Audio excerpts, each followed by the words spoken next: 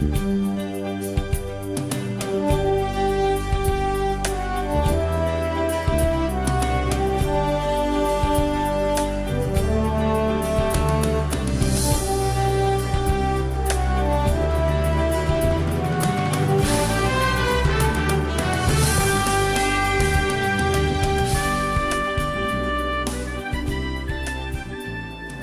you, everybody, for coming. I have to say, it's a pretty amazing time to be sitting here that when you ask anybody how old the NoMa Metro Station is, there aren't very many people who would say 10 years. So I think that's a real testament to what's happened in an amazingly short period of time. ULI Washington is very happy to be involved in this. ULI feels that this is a case study for the way cooperation and public-private partnerships should work, and so we're very happy to support this. Our goal is to have this type of cooperation on a region-wide basis. So you Virginia folks, Maryland folks, DC folks, hopefully we'll see projects like this that can cross our boundaries. So we're going to talk about this report that was prepared, and generally we're going to just very quickly go through what the findings were. Essentially, a total of $120 million was invested to build the NoMa Galludet University Station and the elevated portion of the Metropolitan Branch Trail. One thing that RKG associates wanted to make sure of was that they were really only measuring the impact of the NoMa Metro Station. They limited their study area to the map that you see up there, and they confirmed that this was the area, through conversations with developers and property owners, where development was triggered as a direct result of the construction of the station. We're talking about the metro ridership, the changes that have been seen over the last decade. In November 2004, the station opened, and there were 2,200 daily exits from the station. Of course, in October 2004, there were no riders. You'll see there's a theme here. Yeah. According to the most recent numbers, which is September 2014, there were 9,500 daily exits from the NoMa station. In 2004, there was no office space in the NoMa Metro Station study area. In 2014, there's approximately 3.8 million square feet of Class A office space. In 2004, there was no one living in the NoMa Metro study area.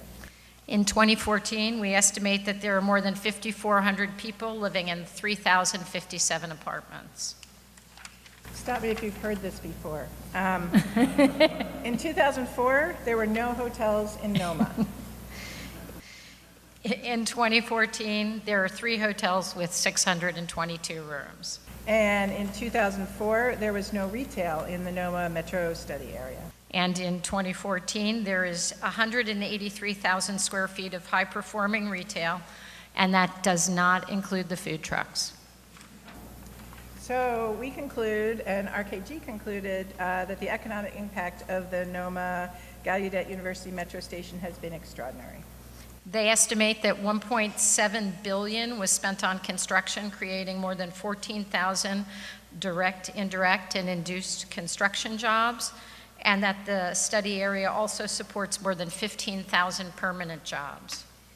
It will come as no surprise that the district has benefited handsomely from its $54 million investment, the original investment they made. Annual district revenues have now reached the point that just the difference between the 2014 revenue and the 2004 revenue, which for all you guys is $57.5 million, that exceeds the district's $54 million investment in the station. And the cumulative revenues from 2004 to 14 equal approximately $330 million, more than 6 times the district's investment in the station. Because we couldn't stop at 2014, we had to look at the development pipeline and see what was coming in 2019. And RKG projects that in 2019, total annual district revenues will be more than $152 million. So that's pretty good, but then we thought, well, RKG thought it would be good to add it all up, and they say that in the coming years, growth in the study area will accelerate as more residents move into the area and income and sales tax grow, And so they're projecting nearly $1 billion in revenue. It's $932 million, but their study points out that they think that's a very low estimate. So pretty good, $1 billion, 15 years. That's just for the district, that's not economic output. So we're excited about this, and we want the panel to come up and talk a little bit more about the looking forward portion of this, as well as how this investment impacted their decisions to build in the neighborhood. So thank you all.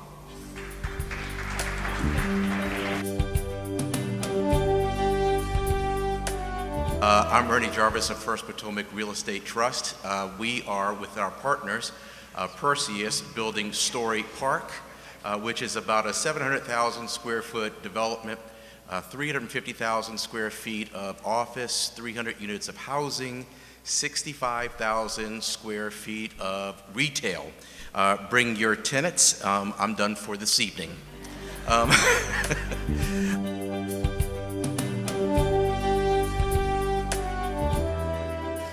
What I just think is so fantastic right now is that we have this hugely complex collaborative dialogue going on, not just between transactional negotiating partners, but really a collaborative, effort that involves the community, involves incredible leadership within the private sector, and from time to time, very effective coordination between the city and the federal government. And it's just a wonderful thing to see. I think it's a big story, it's a big narrative, and what's really fantastic here 10 years into this story is that there's no end in sight.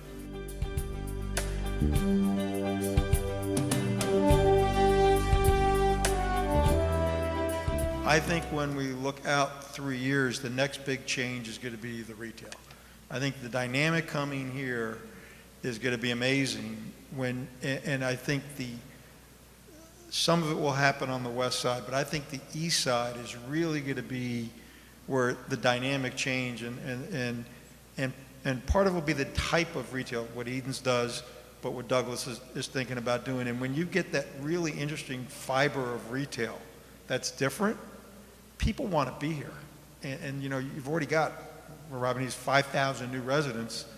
I think that number could easily double.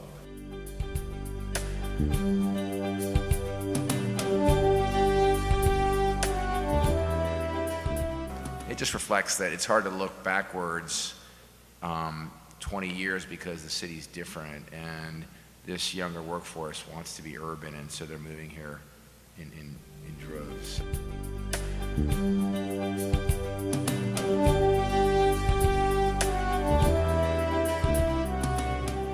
As we really sort of pushed ourselves, because it felt like a unique opportunity to find 45 acres, at a metro site in a major city adjacent to a university. The dynamics we felt were world class.